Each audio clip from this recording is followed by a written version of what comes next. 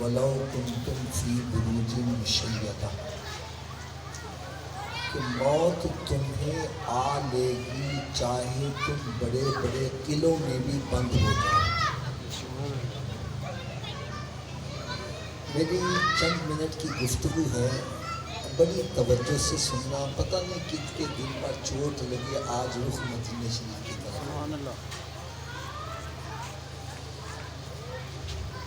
پیارے اسلامی بھائیو، آپ کو بلٹ پروف جیکٹ یہ مل سکتے ہیں،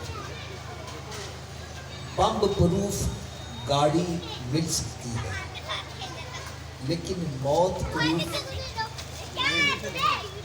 کوئی بھی نہیں۔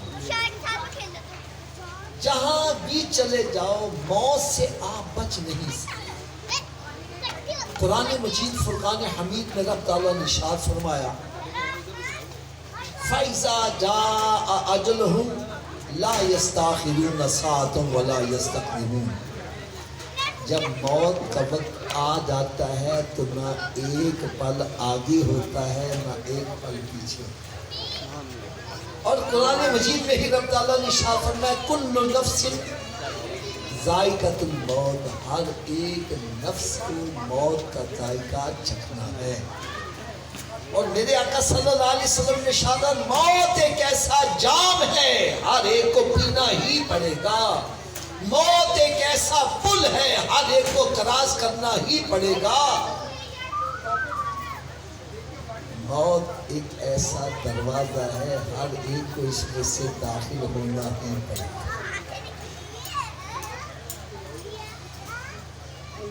میں اگر سچی بات کہوں تو بندہ اس دنیا میں آیا ہی مرنے کے لیے ہے، کوئی 100 برس بھی جی لے آخر انجام موت۔ اور موت ایک ایسی حقیقت ہے، وہ بندہ جو اللہ تعالیٰ کو نہیں مانتا موت کا وہ بھی انکار نہیں کرتا، وہ کہتا ہے موت حقیقت ہے۔ اب میں ہاتھ باندھ کر آپ کے سامنے ایک چھوٹی سی گزارش کروں گا، جب موت ہے ہی حقیقت، اس سے فرار حاصل کوئی بھی نہیں کر سکتا، تو پھر کیا وجہ ہے ہم موت کی تیاری کیوں نہیں کرتے؟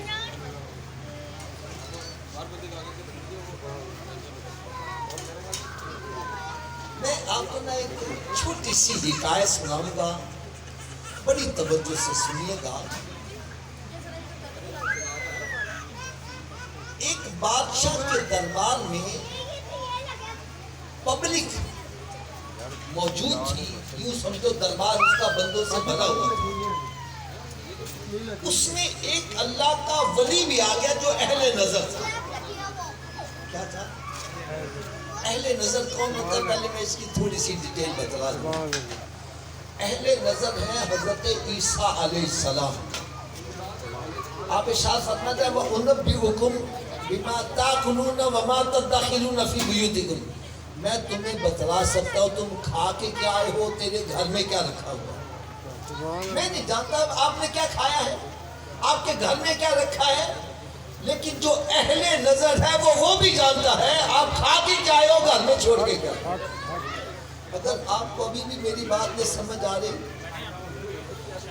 اہل نظر کون ہے؟ ہمارے یہاں قریب ہی شرف کو شریف ہے میاں شیر محمد صاحب رحمۃ اللہ علیہ، بہت بڑے ولی کامل۔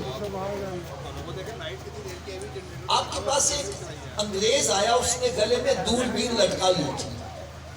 آپ نے پوچھا بھئی یہ کیا چیز ہے؟ کہنے لگا جی یہ دوربین ہے۔ اور میں یہ کیا کام کرتے؟ کہتا ہے یہ دور کی چیز کو قریب کر کے دکھا دیتی ہے۔ میں اچھا پھر تو یہ بڑی اچھی چیز ہے، اچھا مجھے یہ بتلا اگر میں اس کے آگے ہاتھ رکھ دوں پھر بھی کام کرے گی؟ کہنے لگا جی ہاتھ تو موٹی چیز ہے، کاغذ بھی آ جائے تو کام ہو۔ فرمایا جو رب تعالیٰ نے ہمیں دوربین عطا کیا، اس کے سامنے سمندر آ جائے، پہاڑ آ جائے، ہائے نہیں ہوتا، ہم دیکھ لیتے ہیں۔ کہنے لگا جی میں آپ کی بات نہیں سمجھا۔ فرمایا میری دوربین بتلا دیا تیری ماں کا انگلینڈ میں انتقال ہو گیا۔ گھر آیا، آگے ٹیلی گرام آیا ہوا ہے کہ تیری ماں کا اتنے بجے انتقال ہو گیا، دیکھا وہی ٹائم تھا جو میاں صاحب نے ارشاد فرمایا تھا، واپس آیا کلمہ پڑھ کے مسلمان ہو گیا۔ اہل نظر کون ہے؟ حضرت سیدنا عمر فاروق رضی اللہ تعالیٰ عنہ مسجد نبوی شریف میں خطبہ دے رہے ہیں، ممبر شریف پر کھڑے خطبے کے دوران آواز دیتے ہیں یا ساریہ الجبل، اے ساریہ پہاڑ کی طرف متوجہ ہو۔ بندے حیران ہوں گے، یار ساریہ تو یہاں ہے نہیں، وہ تو نہامت کے مقام پر لڑنے کے لیے گیا ہوا۔ خیر ٹائم اور نوٹ کو نکال لیا، جب وہ واپس آئے پوچھا بھائی تیرے ساتھ جمعے والے دن کو واقعہ پیش آیا؟ کہنے کہ ہاں خدا کی قسم اگر عمر فاروق کی مدد نہ پہنچی تو ہم ہلاک ہو گئے ہوتے۔ پوچھا کیا ہوا؟ کہنے کہ ہم نے کافروں پر حملہ کیا، وہ پہلے حملے میں ہی میدان چھوڑ کے بھاگ گئے، ہم نے سمجھا ہم نے میدان مار لیا، ہم نے سامان ایک طرف رکھا، ہتھیار ایک طرف، اور مال غنیمت اکٹھا کرنے میں مشغول ہو گئے۔ کہنے کہ جب انہوں نے دیکھا یہ مال غنیمت اکٹھا کرنے میں لگے، انہوں نے پہاڑ کے پیچھے سے اچانک حملہ کرنا چاہا۔ اور آپ جانتے ہیں جب اچانک حملہ ہو تو پھر بڑے سے بڑا پہلوان بھی مقابلہ۔ کہنے لگا وہ پہاڑ کے پیچھے سے حملہ کرنے لگے، ہمیں نظر نہیں آ رہے تھے، عمر فاروق کو مسجد نبوی شریف سے ہی نظر آ رہے تھے۔ وہیں سے آواز دی ساریہ پہاڑ کی طرف متوجہ، کہنے لگا ہم نے ان کی آواز وہاں سنی، پلٹ کر دیکھا وہ آ رہے ہیں، ہم نے جلدی سے ہتھیار اٹھائے، حملہ کیا، رب تعالیٰ نے ہمیں فتح عطا فرمائی۔ اب اہل نظر کون ہے آپ سمجھ گئے ہوں گے۔ ایک اہل نظر بادشاہ کے دربار میں آ گیا، بادشاہ نے اس کو ایک رومال دیا، کہنے کا میرا دربار بھرا ہوا ہے بندوں سے، تیری نظر میں جو سب سے بڑا بے وقوف ہے اس کے سر پر یہ رومال رکھ دیا۔ اس اللہ کے ولی نے رومال لیا، طے کر کے جیب میں ڈال لیا، کسی کے سر پر نہیں رکھا۔ بات آئی گئی ہوگی، وقت گزرتا گیا، پھر بادشاہ بیمار ہو گیا۔ آپ جانتے ہو بیماری کا علاج ہے موت کا علاج۔ اگر موت کا علاج ممکن ہوتا تو کوئی امیر آدمی مرتا نہ۔ جب دیکھا کہ اس کا وقت قریب آ گیا ہے، یہی اہل نظر بادشاہ کے پاس آ گیا، حال احوال پوچھنے کے بعد کہنے کا بادشاہ سلامت، اللہ تعالیٰ نے تجھے سلطنت عطا کی ہے؟ کہنے کا ہاں بڑی وسیع سلطنت دی۔ کہنے کا تو اپنی سلطنت میں اپنی حکومت میں دورے پہ بھی جاتا؟ کہنا ہاں میں دورے پہ بھی جاتا تھا۔ کہنے لگا مجھے یہ بتلا جہاں تجھے پتہ چل جاتا تجھے ایک دن لگے گا تو سامان کتنے دنوں کا لے کے چلتا؟ کہنے لگا میں احتیاطی طور پہ 2 دن کا لے کے جاتا، جہاں مجھے پتہ چلتا مجھے 1 ہفتہ لگے گا میں سامان 2 ہفتوں کا لے کے چلتا، جہاں مجھے پتہ چلا مجھے 1 مہینے کے لیے جانا ہے میں سامان 2 مہینوں کا لے کے چلتا۔ کہنے کا بادشاہ سلامت، جہاں تجھے پتہ چل جاتا تجھے 1 ہفتے کے لیے جانا ہے سامان تو 2 ہفتوں کا لے کے چلتا، اور جہاں تو ہمیشہ ہمیشہ کے لیے جا رہا ہے اور جہاں سے پلٹ کر واپس بھی نہیں آ سکتا اور پیچھے سے منگوا بھی نہیں سکتا، اس کے لیے تو نے بڑا بندوبست کیا ہوگا۔ بادشاہ سر پکڑ کے بیٹھ گیا، کہنے لگے ہائے میری تباہی، ہائے میری بربادی، ہائے میری شومی قسمت، میں نے تو اس کے لیے کوئی تیاری نہیں کی۔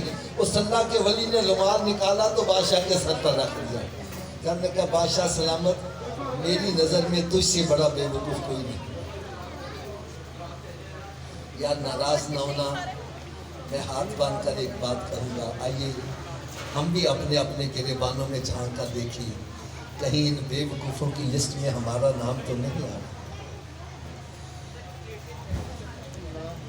آج ہم اس دنیا میں آئے ہیں، کوئی 50 سال کے لیے، کوئی 60 سال، کوئی 70 سال کے لیے، ہمیں اس کی بڑی فکر ہے میں نے 60 سال کا عرصہ گزارنا ہے میرا مکان بن جائے، مکان بن گیا ہے روشنی کی فکر ہے، روشنی آ گئی ہے گرمی سردی سے بچاؤ کی فکر ہے۔ یار کبھی اندھیری قبر کی فکر کی ہے، کبھی اس کو جگمگانے کی فکر کی ہے، کبھی جہنم کے عذاب سے بچنے کے لیے کوئی اہتمام کیا ہے؟ باقی میری بات یہ کان کھول کے سن لو، کوئی تیاری کرے یا نہ کرے، کوئی مانے یا نہ مانے، موت آ کر ہی رہے گی۔ ارے موت ٹہری آنے والی آئے گی، جان ٹہری جانے والی جائے گی، ارے روح رگ رگ سے نکالی جائے گی، تجھ پہ ایک دن خاک ڈالی جائے گی۔ ارے ہاتھی جیسوں کو پچھاڑا موت نے، کھیل کتنوں کا بگاڑا موت نے، قبر میں میت کرنی ہے ضرور، جیسی کرنی ایز یو سو شل یو ریپ، جیسا بیجو گے بابا جی گندم بیج کے کہو آم لگ جانا، گناہوں کا بیج بو کے کہو نیکیوں کا پھل لگ جائے، کیسے لگے گا یار؟ اے ہمارے کاشی بھائی کی والدہ مرحومہ مغفورہ کے عیسائی ثواب کی محفل میں آنے والوں، اس محفل میں آنے کا مقصد یہ نہیں ہے مولوی صاحب جلدی جلدی ختم شریف پڑھو، لنگر کھانا تے مٹھان اتار دیں دے آ گئے، تو کہتا ہے یار کاشی بھائی دی مانے کے رکھے روز روز مرنا سی، روٹی تے چنگی کھوا دینا، وہ کہتا ہے نماز صحیح نہیں، وہ کہتا ہے مرض صحیح نہیں، یار یہاں مقصد آنے کا یہ، ارے یہاں آنے کا اصل مقصد یہ ہے ہم اپنے گریبان میں جھانک کر دیکھیں میں نے آخرت کے لیے کیا تیار کیا۔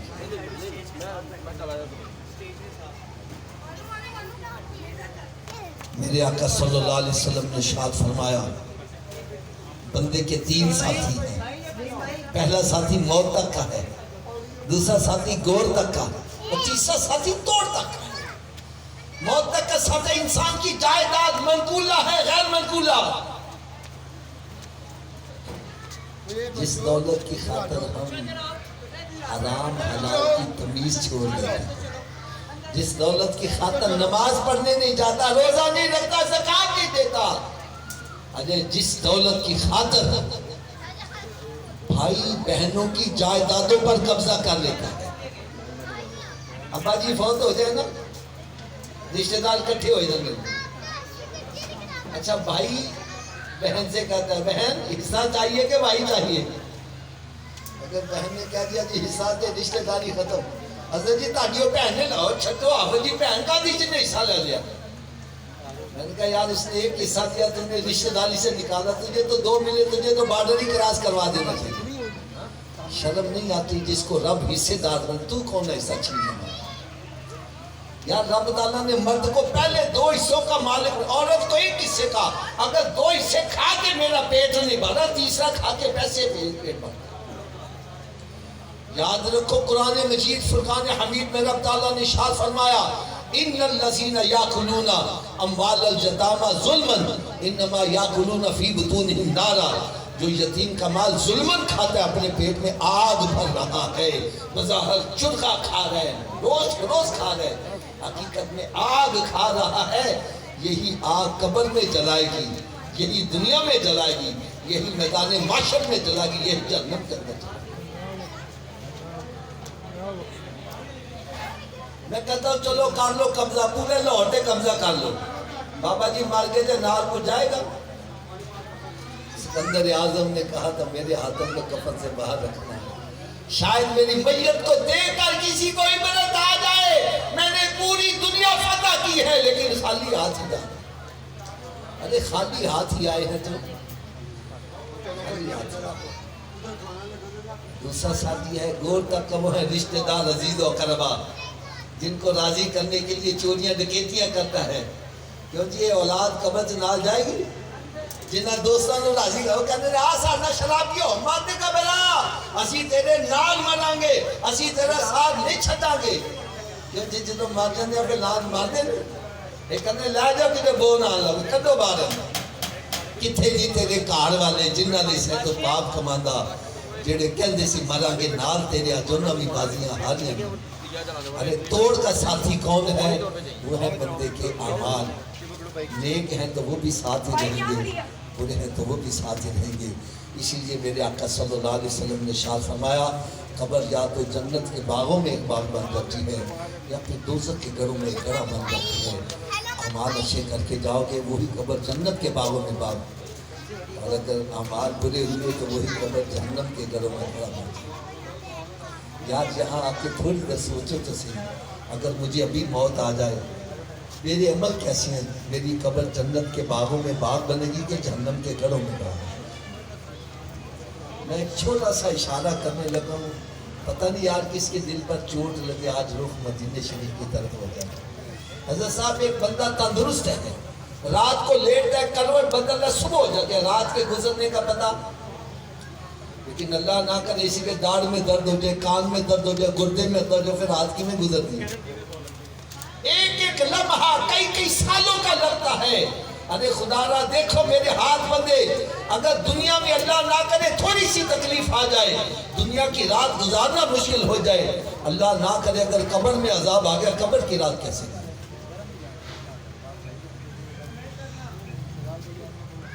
دنیا میں تو دوستوں کو بلاتا, بیوی بچے کو, میرا دل بہلا, قبر میں کس کو بلاتا؟ اس لیے خدا را ہمیں یہاں آ کر یہ سوچنا ہے میں نے آخرت کے لیے کیا تیاری کی.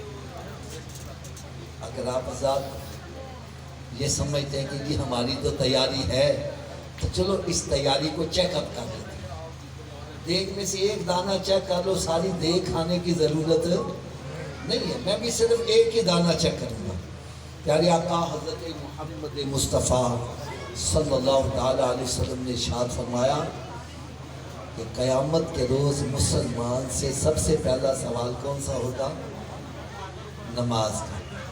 کون سا ہوگا جی؟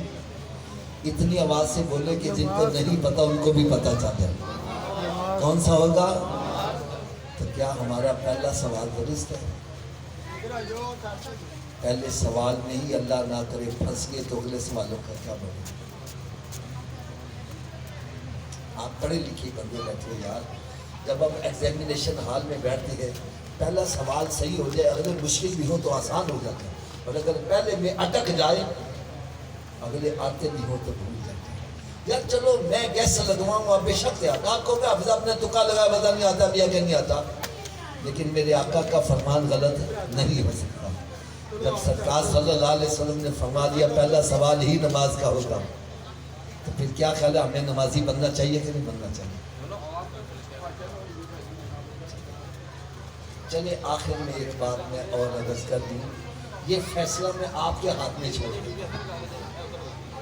حضرت صاحب مکان ہے آپ کا اپنا, اس کو لگا ہوا ہے تالا, بغیر چابی کے گھر میں داخل ہو جاؤ.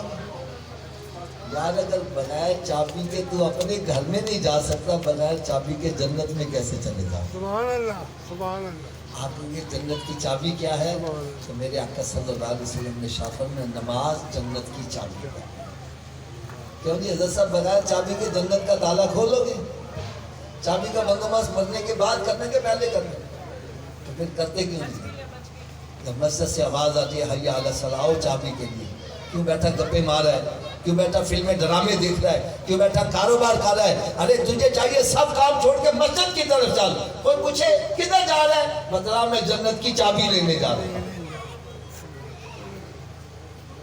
تو کیا خیال ہے سبھی اس کے لیے کوشش کریں گے جی؟ آواز کم ہو گئی ہے. چلے میں آپ کو نسخہ بھی بتلا دوں, اگر آپ چاہتے ہو ہم سارے نمازی بن جائیں, میرے نسخے پر عمل کرو, سارے نمازی بن جاؤ. نسخہ صرف اتنا ہے, اگر یہ وجود نماز نہ پڑھے, کیا میں نے کہا جی اگر یہ وجود, تو اس وجود کو رب کا رزق نہ کھلاؤ, نہ روٹی کھلاؤ نہ پانی پلاؤ. بات بھی میں سچی کر رہا ہوں, جو وجود رب تعالیٰ کے آگے نہیں جھکتا, کیا وہ اس قابل ہے کہ اس کو رب کا رزق کھلایا جائے؟ یا روٹی سامنے رکھی اپنے منہ میں نہیں جا رہی, پکڑ کے لے جاؤ, مت لے جاؤ. یہ روٹی مانگے بولو نہیں, پہلے نماز پھر بعد میں روٹی. تو کیا خیال ہے نمازی بن جائے گا کہ نہیں بنے گا؟ تو اس نسخے پر عمل کون کون کرے گا؟ سبھی ہاتھ اونچا کھڑا کر کے بلند نماز انشاءاللہ کا نعرہ لگا دیں. یار ہم سارے نمازی بن جائے, ہمارے کاشف بھائی کی والدہ کی روح کتنا خوش ہو. یہ ہے محفل میلاد آنے کا مقصد, یہ ہے مقصد یہاں آنے کا. اللہ تعالیٰ سے میں دعا کرتا ہوں اللہ تعالیٰ میری اور آپ سب کے حاضر منظور مقبول فرمائے, اور ہمارے کاشف بھائی کی والدہ کو اللہ تعالیٰ جنت الفردوس میں اعلیٰ مقام عطا فرمائے. وما علیہ الصلاۃ والسلام.